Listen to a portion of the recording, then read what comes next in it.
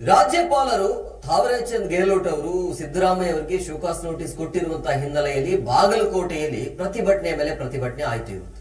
ಅಂದ್ರೆ ರಾಜ್ಯಪಾಲರನ್ನ ವಜಾ ಮಾಡಬೇಕು ಅಂತ ರಾಜ್ಯಪಾಲ ಥಾವರಚಂದ್ ಗೆಹ್ಲೋಟ್ ಅವರನ್ನ ರಾಜ್ಯಪಾಲ ಹುದ್ದೆಯಿಂದ ವಜಾಗೊಳಿಸಬೇಕು ಅಂತ ಹೇಳಿ ಒತ್ತಾಯಿಸಿ ಬಾಗಲಕೋಟೆ ಜಿಲ್ಲೆಯ ಜಮಖಂಡಿ ನಗರದಲ್ಲಿ ಪ್ರತಿಭಟನೆ ಮಾಡಲಾಯಿತು.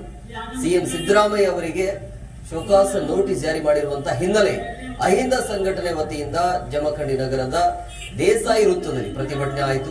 ಕೇಂದ್ರದ ಬಿಜೆಪಿ ಸರ್ಕಾರ ರಾಜ್ಯಪಾಲರನ್ನ ದುರುಪಯೋಗ ಪಡಿಸಿಕೊಳ್ತಾ ಇದೆ ಅಂತ ಪ್ರತಿಭಟನಾಕಾರರು ಆರೋಪಿಸಿ ಕೇಂದ್ರ ಸರ್ಕಾರದ ವಿರುದ್ಧ ಘೋಷಣೆ ಕೂಗಿ ಆಕ್ರೋಶವನ್ನ ವ್ಯಕ್ತಪಡಿಸಿದ್ರು. ರಾಜ್ಯಪಾಲರ ಹುದ್ದೆಯಿಂದ ಥಾವರಚಂದ್ ಗೆಹ್ಲೋಟ್ ಅವರನ್ನ ವಜಾಗೊಳಿಸಬೇಕು ಅಂತ ಹೇಳಿ ಒತ್ತಾಯಿಸಿ ತಹಶೀಲ್ದಾರ ಸದಾಶಿವ ಮುಕ್ಕೋಜಿ ಅವರ ಮೂಲಕ ರಾಷ್ಟ್ರಪತಿಗಳಿಗೆ ಮನವಿಯನ್ನು ಕೂಡ ಮಾಡಲಾಯಿತು.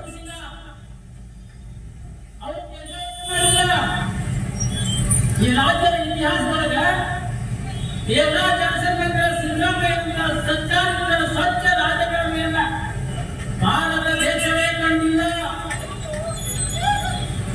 ಭಾರತ ದೇಶದ ಎಲ್ಲಾ ಮುಖ್ಯಮಂತ್ರಿಗಳೊಳಗ ತನ್ನ ಮೇಲೆ, ತನ್ನ ಕುಟುಂಬದ ಮೇಲೆ, ಸ್ವಂತ ತನ್ನ ಹೆಂಡತಿ ಮೇಲೆ ಆರೋಪ ಬಂದಾಗ ಒಬ್ಬ ನಿವೃತ್ತ ನ್ಯಾಯಮೂರ್ತಿಯ ತನಿಖಾ ಆಯೋಗವನ್ನು ರಚನೆ ಮಾಡಿದ ಭಾರತದ ಏಕೈಕ ಮುಖ್ಯಮಂತ್ರಿ ಸಿದ್ದರಾಮಯ್ಯ ಅಂತ ಮುಖ್ಯಮಂತ್ರಿಯನ್ನು ಕಲಿತು ನಿಮ್ಮಲ್ಲಿ ಎಂತ ತರಬೇಕು. ಈ ರಾಜ್ಯದಲ್ಲಿ ಪ್ರತಿಶತಕ್ಕೆ 80% ಅಹಿಂದ ಜನಾಂಗದಿಂದ ಬಿಜೆಪಿ ಮತ್ತು ಜೆಡಿಎಸ್ ಪಕ್ಷಕ್ಕೆ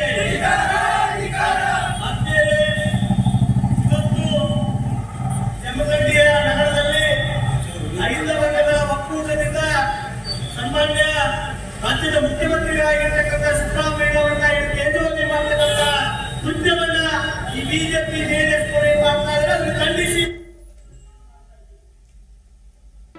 ಜಿ ಕನ್ನಡ ನ್ಯೂಸ್ ಈಗ ನಿಮ್ಮ ಮನೆಯಲ್ಲೇ ನೋಡಿ. ಎಲ್ಲ ಕೇಬಲ್ಗಳಲ್ಲಿ ಈಗ ಲಭ್ಯ.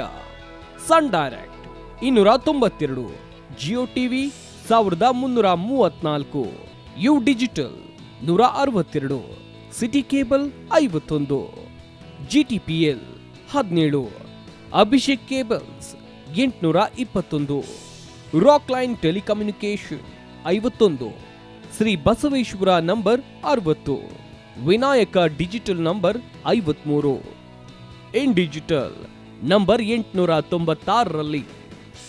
ನಿಮ್ಮಿಸ್ತದ ಜಿ ಕನ್ನಡ ನ್ಯೂಸ್ ನೋಡಿ ಆನಂದಿಸಿ.